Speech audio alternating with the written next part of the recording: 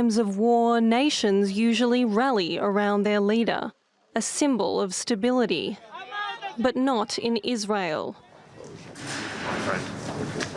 A staunch show of support from international allies has done nothing to stem internal calls for Benjamin Netanyahu to go over his failure to prevent Hamas's surprise attack on October 7, the deadliest in the country's history. I want the people of Israel, the people of the world, to know where the United States stands.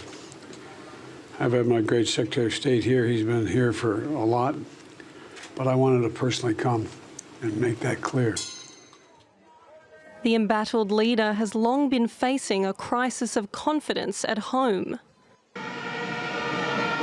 His attempts to push through a dramatic overhaul of Israel's judiciary earlier this year drew months of violent opposition.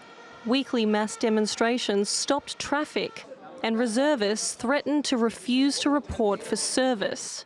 Netanyahu is also still under a corruption cloud, accused of bribery and fraud in a case that has been ongoing for more than 3 years.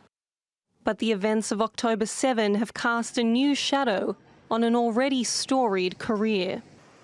All the studies, public opinion polls in Israel since the 7 October attack are clear. Netanyahu has become unbelievably unpopular. He should resign tomorrow based on those figures. If there was an election tomorrow, he would lose catastrophically. And that's not surprising considering the fact that this attack on 7 October was the worst on single day in Israel's history.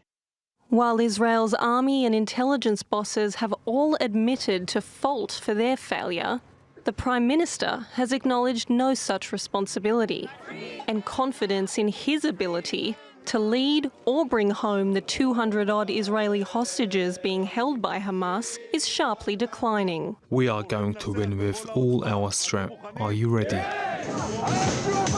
A recent survey shows up to 80% of Israelis believe Netanyahu should face the music, including at least 3 of his ministers, who are said to be considering stepping down as a way of holding him accountable. For a man who's escaped such accountability for almost 2 decades, this could be the final straw.